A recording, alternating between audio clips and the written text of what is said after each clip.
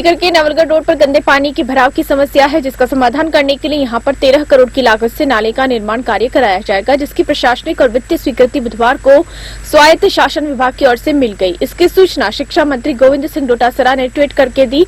वहीं सीकर विधायक राजेंद्र पारिक, सभापति जीवन खान ने भी शहर की जनता को बधाई देते हुए कहा कि वर्षों से नवलगढ़ रोड पर गंदे पानी की निकासी की समस्या थी, जिसका अब जल्द ही समाधान हो जाएगा।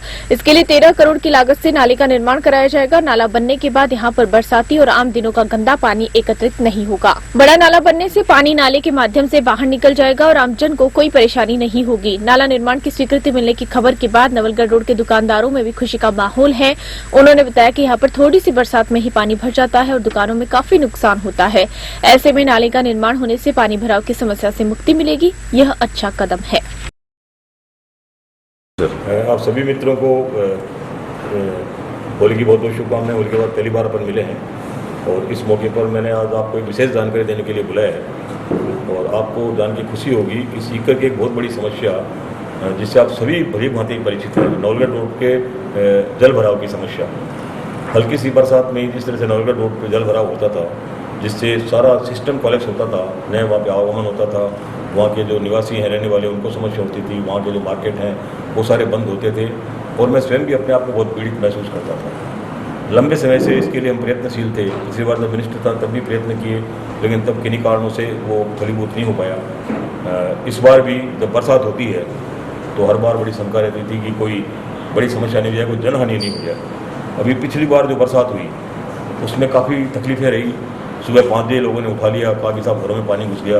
मैंने कमिश्नर साहब को, चेयरमैन साहब को सबको अलर्ट किया, कलेक्टर साहब से बात की। 2 समस्या हो गई, एक तरफ लोगों के घरों में पानी भर रहा था और दूसरी तरफ रेलवे जो है वो अपनी बाउंड्री को लीक करके उसमें से पानी निकालने की अनुमति नहीं दे रहा था। अंत हम पे मुकदमे दर्ज हुए, लेकिन हमने बाउंड्री तोड़ करके उस सारे पानी को वहाँ से निकाला। तब मेरे माननीय मुख्यमंत्री महोदय को व्यक्तिगत रूप से जाकर के इस बारे में जानकारी दी कि आप सीकर पधारे थे इसी नगर परिषद भवन के जहाँ आप स्वयं उपस्थित हैं इसके लोकार्पण के लिए। तब मैंने एक सहज भाव से एक बात कही थी कि मुझे एक बीमारी लग गई। बीमारी है दिन में स्वप्न देखने की, और उन स्वप्नों में जो बीमारी थी उसमें था ऑडिटोरियम का निर्माण, उसमें मेडिकल कॉलेज का शुभारंभ, उसमें नवलगढ़ रोड पे जो जल भराव की समस्या के निस्तारण के लिए। तो मुझे आज कहते हुए खुशी है कि ऑडिटोरियम जो है माननीय मुख्यमंत्री मोदी ने स्वीकृत किया, मेडिकल कॉलेज आपके आंखों के सामने शुरू हो गया, और आज मुझे कहते हुए और खुशी है कि तीसरी जो बड़ी समस्या थी नवलगढ़ रोड पर जल भराव की समस्या, उसका माननीय मुख्यमंत्री महोदय ने आदेशों से आज उसकी स्वीकृति जारी हो गई। 13 करोड़ की स्वीकृति है। मैंने माननीय शांति धारीवाल जी को भी व्यक्तिगत रूप से इस बारे में जानकारी दी। शांति धारीवाल जी जब उपस्थित थे अपने इस मीटिंग में तो उन्होंने कहा कि आप सपना आप देखते हो और तकलीफ हमें होती है। तो वास्तव में मैंने इस बात को महसूस किया कि माननीय शांति धारीवाल जी ने जिस तत्परता से इस समस्या को अपने ऊपर लिया। मैंने एक पत्र उनको लिखा कि नवलगढ़ रोड के जल भराव की 3 अक्टूबर 2020 को उन्होंने तत्काल वो पत्र जो है अपने स्वीकृति आदेश के साथ में और RTDIF जो स्वायत्त शासन विभाग का अपना एक फंडिंग का पैटर्न है उसको प्रेषित किया। और 21 अक्टूबर को उसके बाद मैंने माननीय मुख्यमंत्री महोदय को, क्योंकि फाइनेंस डिपार्टमेंट का इन्वॉल्वमेंट होता है, माननीय मुख्यमंत्री महोदय को 8-10 को मैंने पत्र लिखा। 21/10/2020 को उसकी मीटिंग हुई और मीटिंग के एजेंडा नंबर 17/9/1 में और इसको रखा गया। और आज आप अंदाज़ा लगाएं कि किसी समस्या के समाधान के लिए कितनी प्रक्रियाएं हैं। मैंने माननीय धारीवाल जी को लिखा, मुख्यमंत्री जी को लिखा, फिर उसके बाद मीटिंग हुई, फिर FD की मीटिंग हुई, तब जा करके अक्टूबर का वो प्रोसेस चलते चलते आज मार्च 2021 में और उसकी स्वीकृति के आदेश हमको मिले। ये कहने का मतलब ये है कि सहज भाव से हम ये चलते ही कहते थे कि फला समस्या का समाधान हो गया, वो हो गया। ऐसा होता नहीं। समस्या के समाधान के लिए जूझना पड़ता है और लगातार आप प्रयत्न करते रहते हैं, तब उसके परिणाम भी होते हैं। मैं आज इस मौके पर आप सबको भी अपनी ओर से शुभकामनाएं प्रेषित करता हूँ।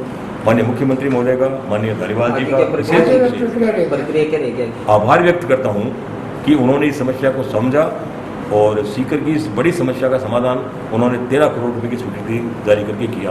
अब इसका समाधान ये है कि हम तो ऑलरेडी इस प्रक्रिया को, जब से हमको ये पता लगा कि ये फाइनेंस के एजेंडे में शामिल कर लिया गया है, तो पूरा प्रोसेस तैयार है। तत्काल हम जो है कल या परसों में ही इसके टेंडर प्रोसेस कर रहे हैं ताकि आने वाले इस वर्ष की जो बरसात की सीज़न है उसमें ये समस्या हमारे सामने समस्या नहीं रही। 13 करोड़ का जो प्रोजेक्ट है ये कैसे पूरा होगा?